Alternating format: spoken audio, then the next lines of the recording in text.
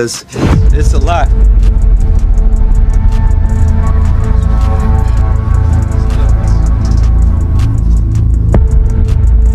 Meek Mill and P. Diddy matching outfits picture goes viral after Meek Mill comes up in this lawsuit, right? You got this lawsuit where this dude is suing P. Diddy and people been going through it. He brought, I believe, a Young Miami name came up in it, like about her cousin, doing some things. Meek Mill's wild antics are far from over. Word on the street is that when the feds hit a dead end with their case against Diddy, they played their ace, Meek Mill. Allegedly, Meek took the stand and dropped bombshells about Diddy. It all started with a leaked audio clip of Meek struggling and shouting Diddy's name, and from there, everything seemed to fall into place. Let's keep things in perspective. Diddy has long been the subject of speculation, especially with rumors surrounding his infamous parties and how they've left some, like K, feeling uncomfortable. The plot continues to thicken, and the streets are watching every move. Meek Mills. Well, he said a Philly rapper.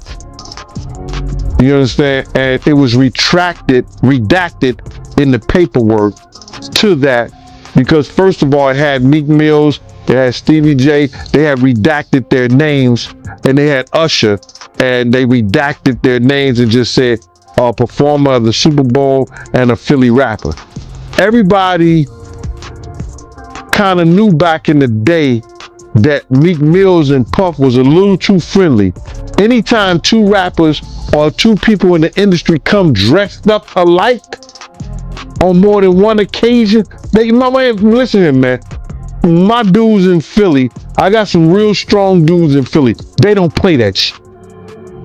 And they probably embarrassed for the fact to see that Meek Mills, one of the street guys that came out of there, got caught up in this Hollywood whereas that he's dressing the same he dressing like Diddy, hugged up with Diddy. I think that Lil Rod know a lot of shit, but I know this. Two men dress alike, it's just like two men laying down. When they both get up, they both homos.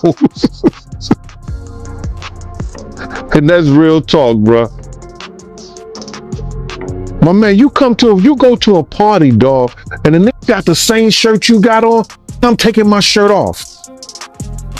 I'm walking around in a t-shirt. And then, not to blow Meek Mills up out the water or anything like that, it was said that they checked his Google search and all the other shit, and he was searching for some online gay porn and all the other shit like that. Oh, wow. That shit is crazy, bro. But listen, those are what, it's crazy that money, that lifestyle, and you trying to fit into something get you. These guys never set out to do all this shit. Meek Mills, when he got into the game, he didn't set out to be questioned about his manhood with Diddy. But he put that self... I can't believe he escaped unscathed. Remember when 50 Cent was one of the first to openly label Diddy as gay? Now, rumors are swirling that Diddy was the target of a hit and barely managed to survive. The streets are buzzing with speculation, and the drama just keeps escalating. It seems like there's no end to the twists and turns in Diddy's story, celebrity gossip at its wildest. Pinkett and Will Smith, you told me before that you was at a party before that they attended, and you said the party was weird. Tell me about that. Okay, this is Boxer. His name Twan, he from our neighborhood. He was married to Tanisha Arnold. So the broad played Pam on Martin Lawrence. We went to the party with her. I mean, it was a matter of fact, it was a set it off party. Jada Pickett, Vivica Fox, all of them was there. You know what I'm saying? It was just seemed like Puff and Tupac was like a couple, seemed like to me. It was just a lot of weird shit going on, you know what I'm saying? The vibes ain't there. I guess that's what Tupac was talking about, the Illuminati and shit. It's like Vivica Fox was with this big gay man. He was 6'9". They called him, his name 6'9". He had the red hair with a big old booty and shit. Nobody was gay enough over. What the fuck is going on here? It's just a lot of weird shit, dude. You know what I'm saying? That shit, it ain't right. You know what I'm saying? I guess that's what Tupac, I guess he wanted to get up out of the Illuminati or something. But I seen her there. Matter of fact, MC Lyte pulled off with Tanisha Arnold. You know what I'm saying? In her brand new 560, black one. Yeah, that shit weird, dude. Yeah, that's some weird ass shit going on, you know? Yeah. And what was Tupac doing at the party, yo? Him and Puff was there together. They was there, you know what I'm saying? That's why I don't know how they fucking fell out or nothing like that. They was road dogs, you know what I'm saying? They even got pictures of him. He got on that blue sweater with the turtleneck. Him and him hugged up like this with the black hat. Have you ever seen that picture? Nah, I don't recall, but I'm pretty sure I came across it. Yeah. That picture there, they was at that party that day. Yeah, it's just like a bunch of weird shit. That whole fucking, yeah, that shit weird, dude. Yeah, bunch of, it ain't right. You know what I'm saying? No, I'm not no gay basher or none. I mean, none of that shit, but that shit ain't right. You know what I'm saying? That whole party was weirdoed out.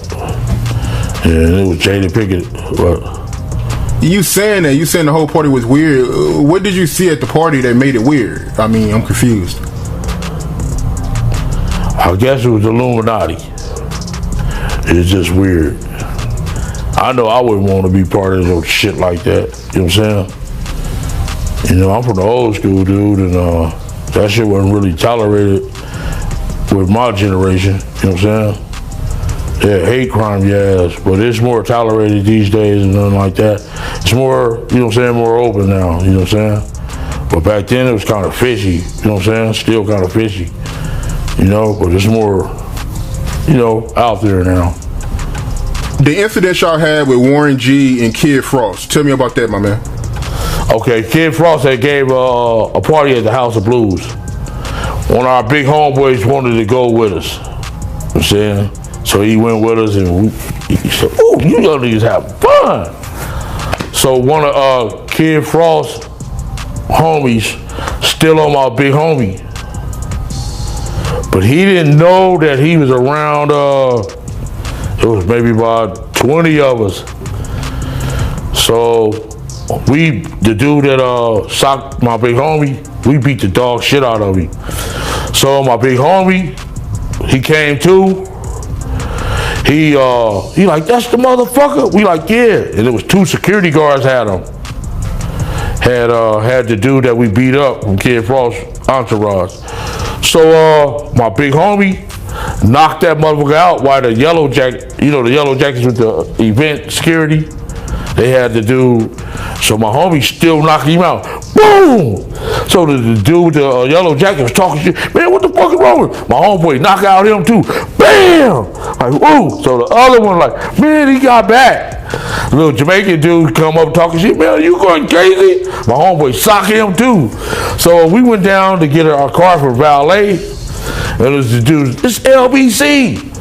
And he like, "What the fuck is that?" And he's like, "It's Long Beach City Crip."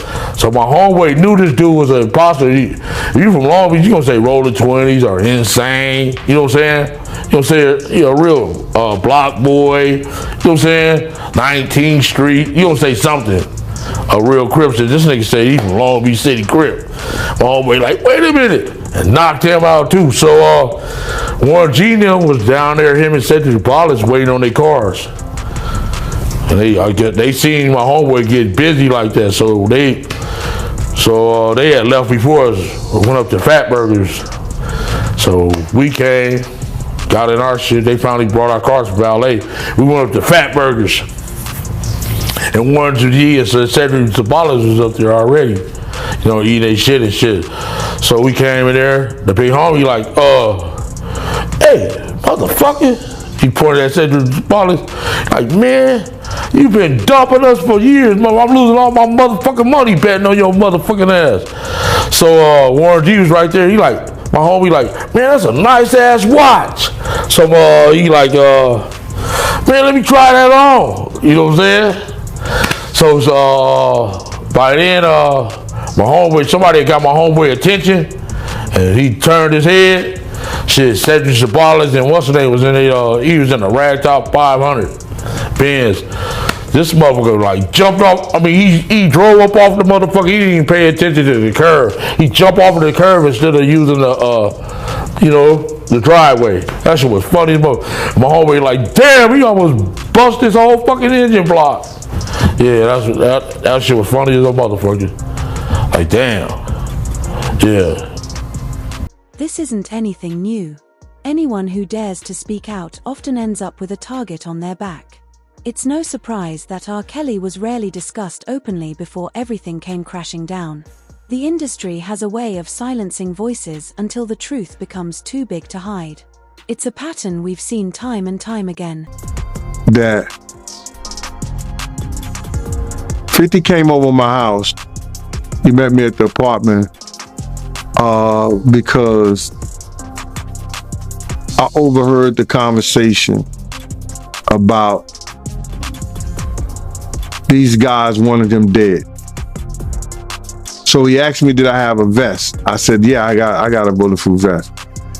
So I had some extra vests because I used to buy them from officers and stuff like that. And he came over, he tried the vest. It was too big for him. You understand what I'm saying? The vest was too big for him. So I gave him a smaller cover for the vest pass that he had. And I had told him that those guys were going to come out and try to get him. And we had the conversation. I'm not going to mention that because I talked about it in my book. 50 then told me he was going to handle his business. But he had to go out to Cancun first because he was going to do the How to Rob the Industry song out there. They had gave him $5,000. I think he's probably get 10 or 5, but they had gave him some upfront money. So then I told him we good out at Cancun because I had met some guys who worked with the syndicate, and I used to go out there every year because I used to do the security at the door at Daddy O. So I knew this guy. He was Puerto Rican, but he was working out there with the syndicate. So if I needed something, whatever I needed, he would make sure I have it in Cancun. So now, long story short, I told 50 he was going to be good when he come out there because I was going to bodyguard him. So then he said, all right, cool. So I'm calling 50, because he didn't show up.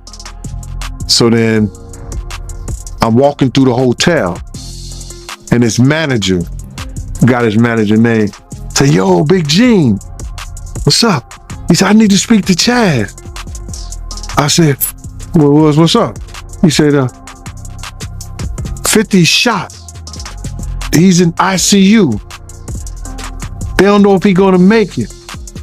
I want to know if I'm all right. I'm gonna be all right. I said, so what the fuck you need to speak to Chaz for? And what the fuck is you doing in the pool? If he's shot. I went and got a phone card. I paid $100 for a phone card. You only get like 10 minutes on them. And I start calling 50 phone. And this girl eventually picked up and I said, yo, tell 50 this Gene. And she said, okay, Gene. I said, is he all right? She said she was gonna make it. He gonna be all right. I'll tell him you called. So the next time I saw 50 after that, He was It's Your Birthday song. And we were in Puerto Rico at Jack the Rapper. And I was with the Black Hand clip, right? 50 wasn't speaking to none of them at the time. I was sitting over by the side. He came directly over to me.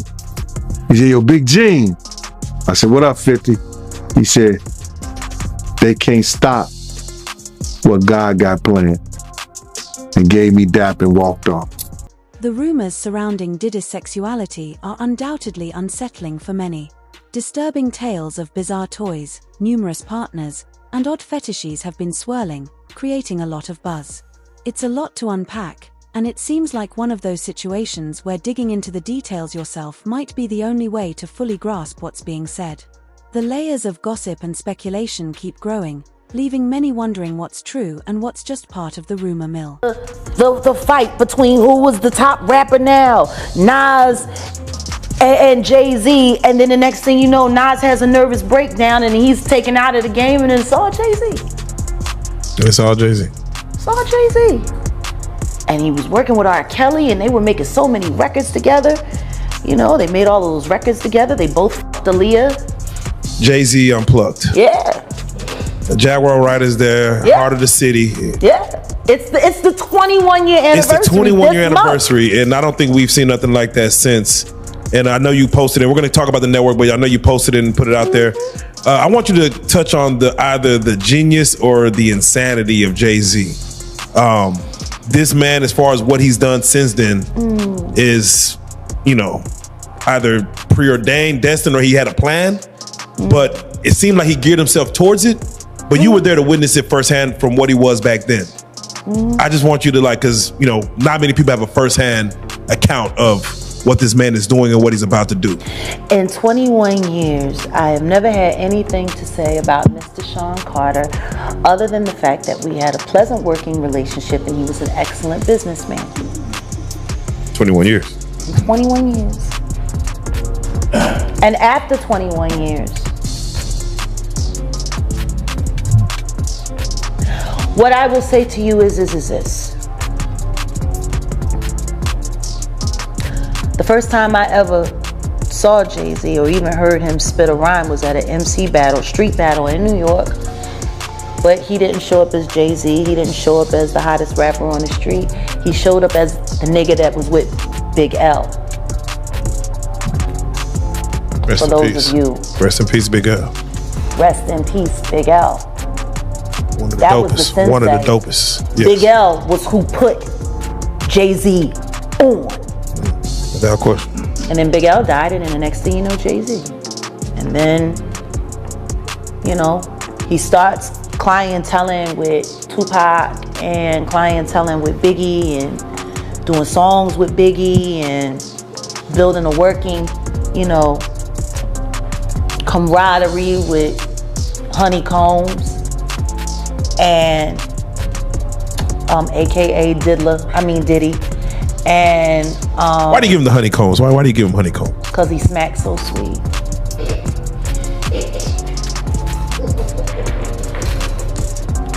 That fucking sodomite. Anyway, so yeah, then, you know, and then Reasonable Doubt was happening, and then Dame's in the picture, and Dame's building Rockefeller, and everybody's talking about Jay-Z. And don't get me wrong, there is nobody who loves Reasonable Doubt more than me. At the time of. Nobody. No, still. Yes. To this day. Still. Listen to me. I don't give a fuck how I feel about you. For me to have bad feelings about someone and not acknowledge art and its greatness or at its finest is hating. Maybe I don't fuck with you, but them shoes is hot, yo. You know what I'm saying? Like, you gotta be real. So I will never. Shit, I was just listening to Watch the Throne earlier this week, and that shit was enraging me, cause I'm like, y'all motherfuckers was living for this fucking album and was Kanye, and then all of y'all made all of this money on this motherfucking dude, and now all of a sudden, Who, him? Like he was good enough when you let him slump Just Blaze's fucking whole career. He was the shit. That's a whole issue in itself. It was worth putting Just Blaze on the line for, because Just Blaze was Rockefeller production until Kanye. Yeah. Who's Just Blaze producing for now? That I don't know. Who is? Yeah, I'm about to say that I don't know. And he was the movement. Where is Just Blaze? Yeah. I mean, he was making Ho's beats. You got Tidal. You're a billionaire. Where the fuck is Just Blaze? That's the question. Why is he's not at least an executive at Rock Nation? He's not at least an executive at Tidal? At least. Like I said, Biggie died, Tupac died, and then there was the fight between who was the top rapper now, Nas and Jay-Z, and then the next thing you know, Nas has a nervous breakdown and he's taken out of the game, and it's all Jay-Z. It's all Jay-Z. It's all Jay-Z. And he was working with R. Kelly, and they were making so many records together. You know, they made all of those records together. They both fucked Aaliyah. They shared so much in common. You know? And then there was a falling out. And that's like it never happened. Whoever talks about best of the both worlds, best of both worlds. Nobody talks about that. Nobody talks about this shit. Nobody talks about that project. That nigga swept that smooth under the rug. Why? Yeah, we know why. You know what? I got a better question. Yeah. How valuable is a Biggie Smalls verse? Yeah. Puffy has been making money off of Biggie's name for longer than Biggie was alive. People keep forgetting he hadn't turned 25 yet. He was still 24 when he died. It's been over 25 years. Fucking Puffy has been making money on that boy's name longer than he can live. It supported all of Bad Boy. His catalog. Clearly, a Biggie Smalls verse is very valuable. Am I wrong? Does anybody disagree with me? No, that's facts. So then what the fuck happened to the commission? What happened to that album? Right. It was recorded. It was being mixed and mastered upon Biggie's death. It was supposed to have came out that summer after Biggie's album, because Biggie's album was slated. He died a week and a half before his album came out. Then the commission was supposed to come out, and that was supposed to be his exit from Bad Boy. And then starting his own company. So tell me something. And this ain't me being an asshole. I think everybody that knows Sean Carter knows that he will slump anyone in any relationship for $1. Look at how he did Dame. Like, I don't give a fuck if you wanted to get away from your homie, if you wanted to get away from your partner, but to do it the way he did it, it's malicious. But maybe that was because he was fucking the girl that didn't want you. Oh. Let the church say amen. I don't know. Maybe that's why. Maybe that's why you moved his ass around and out of Rockefeller so tough and then just moved right over to Def Jam. By the way, wasn't this all around the time when Aaliyah died? Yeah. And Beyonce's solo career was struggling? Jam on your horn now, that fucking bullshit ass record. From the Austin Powers shit, it was some of the worst shit ever. They were having a hard time taking her solo. And then Aaliyah died. And then they brought Rich Harrison in, and you know, got me thinking it's crazy right now. She liked posing with him in pictures for Page 6. Aaliyah didn't. She fell in love with Dame. And Aaliyah's gone, and you know. You have to start asking yourself questions after being in this business for this long. If you're a halfway intelligent person, when do you start questioning how lucky some motherfuckers keep getting? Right. Is it really a conspiracy if the same person keeps benefiting off the same kind of tragedy over and over and over again? So to answer your question, I'm sure he's always going to be a billionaire, and I'm sure he's got great things to happen. I mean, look, he's got the job with the NFL. He's hooking all his friends up with the halftime shows. I mean, think about it. Think about the halftime shows. Jennifer Lopez, Shakira, all Rock Nation. Now Rihanna, and then we had the whole LA thing, which of course he was involved in that, and then they pulled Mary J. Blige off the, you know, make sure she got that money for Kendall, and you know, they had that whole moment, you know, but all he's doing is using his friends and the people that he fucks with, or at least the people that signs his non-disclosure agreements. He keeps getting them the Super Bowl gigs. So I mean, like, he's doing all kinds of stuff, you know, and I do not begrudge him. It's just, if you gotta do the kind of things that he's done to get where he's gotten, well, fuck it, I don't want it that bad. Not everyone seems to be thinking rationally amidst all this drama. Ice Cube, for instance, has even claimed that Diddy is being unfairly targeted, suggesting he doesn't deserve any of the backlash. It sparked mixed reactions, with some agreeing and others arguing that Diddy's past actions might justify the scrutiny. The debate is heating up, and it's clear that opinions on this matter are deeply divided. And everything like that, because this is stuff that happened back in the day. And then maybe that if they knew there was going to ever be a YouTube, or they knew there was going to ever be social media, a lot of the stuff probably wouldn't have got played out like it did. But things happen, and these are just stories from the past. I would like to use that as what you call that, just to clear the facts up what's going on. But it all started, we was in Atlanta, and this story starts when I'm with Puff, and he's in the exotic bookstores, and he's doing shopping, right? He's shopping, getting his stuff and everything like that. So, you know,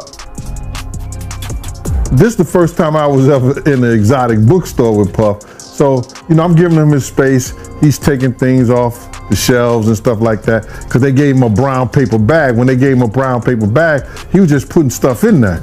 So I said, damn, you know, he got to go put it on the counter and, you know, show everybody what he's getting. So as he going, I'm just looking at the places where he picking stuff from. So there's one part he picked up some things from up here on my left side, and then he picked like quite a few of them down. I'm like, okay. He put them in the bag. So when I went by there and I looked up there, and it said butt plugs, and I was like, hey yo, I was messing with him, because people don't understand.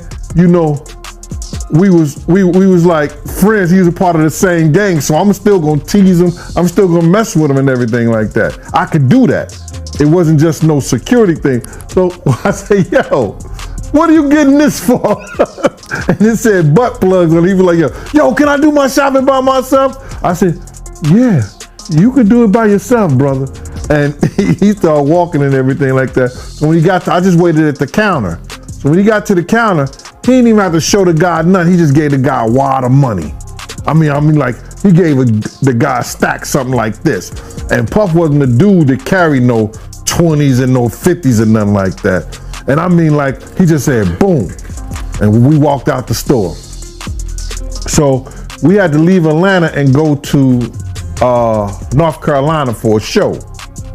You understand?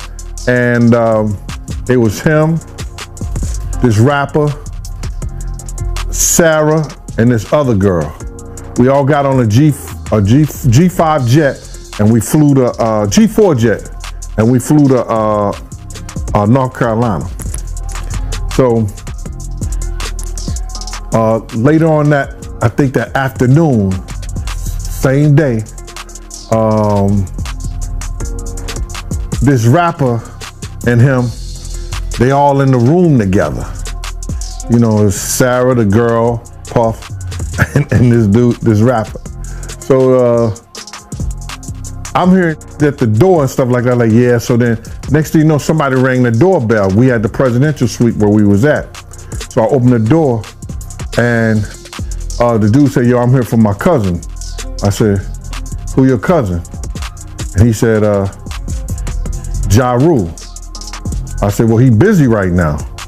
He said, he busy doing what? I said, he with Puff, they're in the room, they busy, they don't want to be bothered. He said, well, I'm going in there.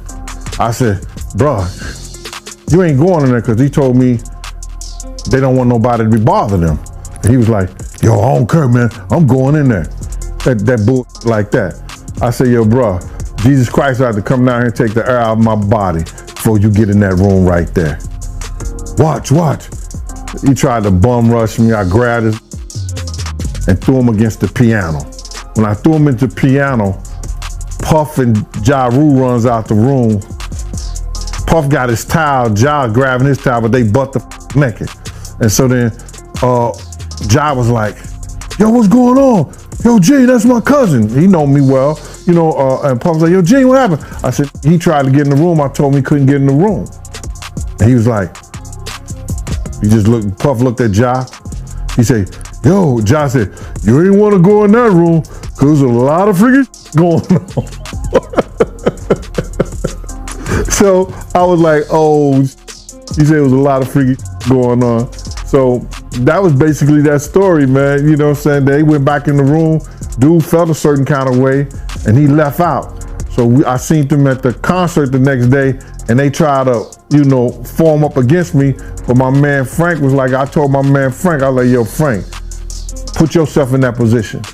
Somebody trying to get in the room, and Ja told you don't let nobody get in the room. What would you do? Now, y'all can do whatever y'all want to do, man, but you know I ain't taking no losses. He said, yo, you good, and that was it. Bruh, when Ja said, you don't want to come up in there, a lot of freaky stuff is going on. You got to use your mind. What they was doing with those butt plugs. Right.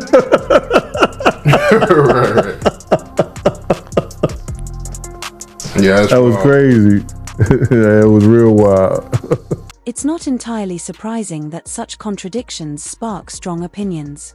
If someone presents themselves as one thing while living a completely different lifestyle, it's bound to raise eyebrows. The image of a fake gangster holed up in a mansion, as you put it, only adds to the narrative of someone who might be struggling with authenticity or managing public perception.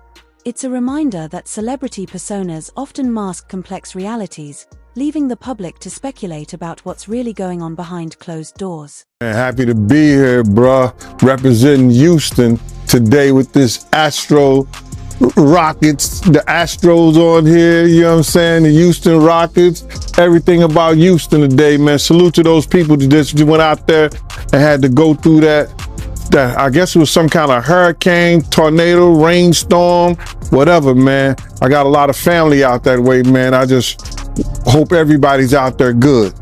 Showing love to my city, man. I appreciate that, man. But yeah, man, it's, you know, yeah, man, it was crazy, man, with that hurricane. I mean, all the power was off. So, you know, we finally getting the power back. So, you know, everything good. Yeah, all right. Well, let's put some light on this right here, man. Let's go. What you got to ask me today, Mighty? What's good? Hey, man, the first thing I want to ask you about is Ice Cube. He came out with a comment that went viral. God. He said that he feel like Diddy is being targeted. How you feel about him saying that? My man, Ice Cube was saying what, if you read through the line what Ice Cube was saying, he was saying that all us or all of them has done the same Diddy been doing. And because he pissed somebody off, they targeted him. They're gonna make an example out of him. Whatever you do at this point in time, you understand, we gonna crush everything that you got to show the other people behind him. You don't come out and speak up or speak out on us. What Ice Cube was saying, brother, was that it ain't only Diddy. Picked on, targeted. That means there's other people that they know, but they just not gonna say anything about it. You understand? They're not gonna use them right now and put them up on a pedestal and knock them down like they doing Diddy. If Diddy hadn't done anything, if Diddy wasn't involved in anything, ain't nothing they could do to you. They could come at you, but if you got enough money like he had enough money, you understand? Whatever they say, the lies don't stand, bro. The truth stand. So Ice Cube saying that, I was a little disappointed. But what he was actually letting y'all know was this. It ain't only Diddy. There's other people. But because he came out and called those people racist, because he came out and tried to put a lawsuit against them, they gonna show him you don't bite the hand that feeds you. That's what that was all about. I met Ice Cube before when Puff was doing a video with Fabulous in California on the beach. Ice Cube, within walking distance, was doing beauty shop at this it was barbershop at this place. I guess it was a barbershop right there next to the beach or whatever. He was shooting it there. So Kobe was there, Fabulous, Puff, and then we went over to the set of barbershop. I met him before, a good brother, man. But all he was saying in a slick way was that it ain't only Puff. Puff ain't the only one that's doing this. He's just being targeted about what he has said and what he did, bro. Yeah, I know Cube, he getting a lot of backlash right now for that comment. Yeah, he ain't the only one. Look what Misa did, bro. Puff baby mama. First she was saying, yo, you went from making hit records, 6 songs, traveling the world. Now you selling alcohol and death to the kids or something like that. And now she done came to his defense. You're gonna have people come to his defense and say things because they know that they could be next or their legacy could be gone because of what he did and how he operated. She knows that Justin could lose everything that he had in Justin's name. All the people that sue him, if half of them win, that's a whole lot of money. He'll never get the endorsement. He'll never get what he had before. She see that now that Justin and anybody that's a part of him can lose what they have and not gain anything behind none of this. So I want to ask you, your personal opinion. Do you feel like Diddy is being targeted? Do I feel like he's being targeted? Yeah. I feel like that he's getting what he deserved. Point blank. Man, listen to me, man. All the stuff that he's gotten away with over the years, you know what I'm saying? Smacking people, beating girls, cheating people out of their publishing or their marketing or whatever the stuff that he did, all the stuff that he did over the years, man, he just finally, karma is crazy. It'll reach back and bite you in the ass. And he's just getting what he deserves. Targeted? Yeah, good. But they're gonna be able to prove some of the stuff that he's done. Yeah, it ain't looking too good for him. Not at all. Not at all. And it won't be looking good for him. They got enough witnesses, man. They got enough evidence against him. There's gonna be, listen, you don't hire 6 different lawyers or 7 for different situations unless you've been involved in those different situations and you need 6 top lawyers to handle it. And as the layers of this story keep unfolding, one thing's for sure, there's more to this than meets the eye, and the truth might just be stranger than fiction.